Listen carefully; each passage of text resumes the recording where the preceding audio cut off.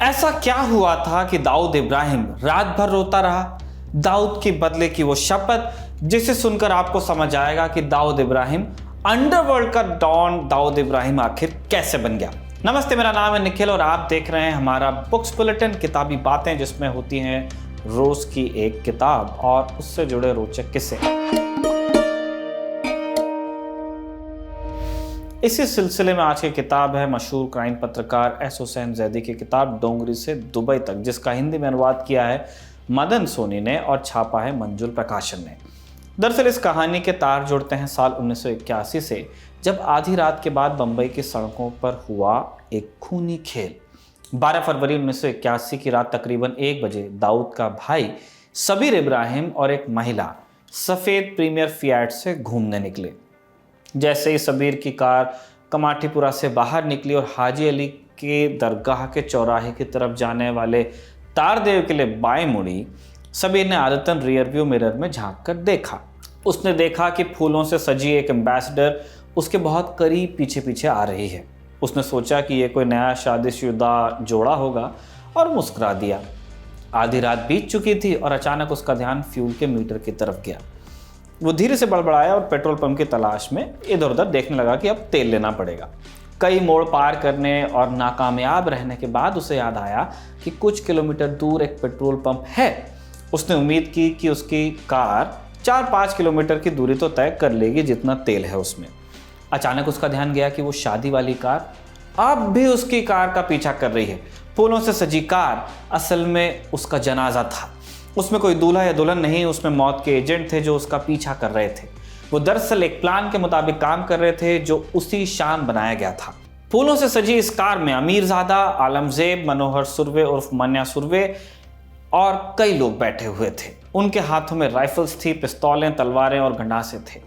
Manya Surve James Headley chess के paperback उपन्यासों का दीवाना था और उस रात सबीर का काम तमाम करने की योजना उसी ने बनाई थी। यहाँ तक कि कार को फूलों से सजाकर उसे एक तरह के जश्न की शक्ल देने की योजना भी सुरवे की ही थी।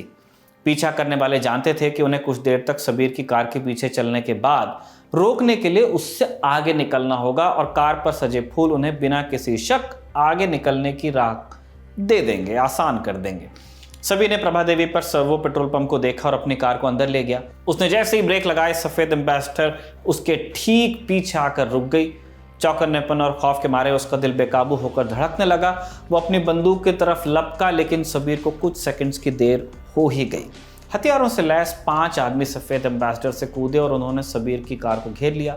उसके हाथ पैर ठंडे पड़ गए, गला सूख गया, खून उसके दिमाग में तेज़ी से दौड़ रहा था, लेकिन तब भी उसे सब कुछ धुंधला दिखाई दे रहा था।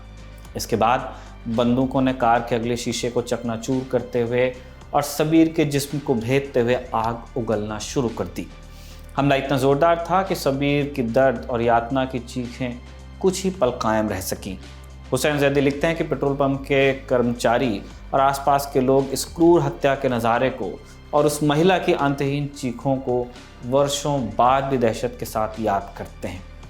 कोई नहीं कह सकता था कि उस रात सबीर पर कितनी गोलियां दागी गई थी, लेकिन पोस्टमार्टम के मुताबिक 9 गोलियां उसके जिस्म से मिली और 19 कार की सीटों के विभिन्न हिस्सों और वाहन के कारपेट और मेटालिक फ्रेम से निकली। हुसैन जैदी लिखते हैं कि जब सबीर की लाश मुसाफिर खाना में लाई गई तो पूरा इलाका दाऊद की माँ और 4 बहनों की चीखों से हिल उठा। इब्राहिम, दाऊद के पिता, हालांकि अपने सबसे बड़े बेटे के गोलियों से छिदे हुए जिस्म को देखते हुए सदमे से एकदम खामोश थे। सबीर का जनाजा फूलों से लदा हुआ था और सारी गली गहरे शोक में थी। दाऊद अंदर तक हिला हुआ था। सबीर की हत्या उसके अपने आधे वजूद की हत्या जैसी थी। वो समझ नहीं पा रहा था कि ये कैसे और क्यों हुआ। वो रात भर रोता रहा था और इस सच्चाई को कबूल नहीं कर पा रहा था कि उसका भाई मर चुका है, लेकिन उससे अपने जज्बातों पर काबू पाना ज़रूरी था। उसे अंतिम संस्कार पूरे करने थे और वही था जिससे अपने परिवार को संभालना भी था। उसके सारे भाई उसके साथ थे, लेकिन सभी बदहवास थे।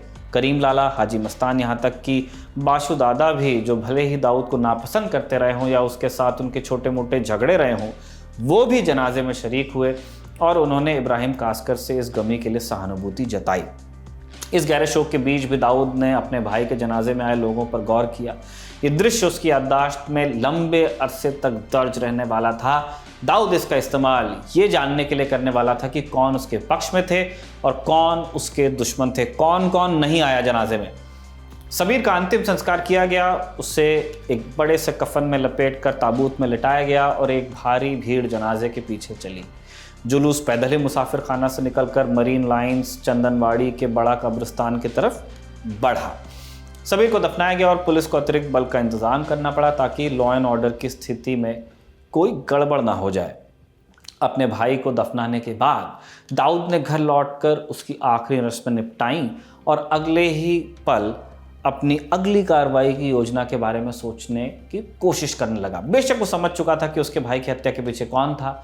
जब वो अपने भाइयों और गुर्गों अनीस, जिंदुल हक, खालिद पहलवान और बाकी लोगों के साथ बैठा हुआ था तो उसके दिमाग में एक ही बात थी कि वो बदला लेना चाहता था। हिंदुस्तान की अदालती व्यवस्था के मार्फत नहीं, बल्कि अपने तरीके से अमीरजादा की मौत से।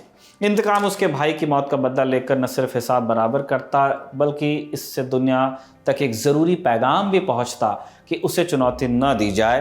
हालांकि दाऊद इस बारे में जितना ही सोचता उसका दिमाग उतना ही उलझता जाता। वो भ्रमित नहीं था और जैसे जैसे दिन बीत रहे थे उसका पागलपन बढ़ता जा रहा था। हालांकि दाऊद जानता था कि अमीरजादा और आलमजेब इस हत्या में शामिल थे, लेकिन उसे पता नहीं था कि वो लोग हैं कहाँ पर। पुलिस भी उनकी तलाश में थी, लेकिन दाऊद पुलिस से पहले अमीरजादा तक पहुंचना चाहता था और उसे ख़त्म कर देना चाहता था। हमने अभी थोड़ी देर पहले बताया वो अदालती कार्रवाई के तहत नहीं, खुद बदला लेना चाहता था, क्रिमिनल था।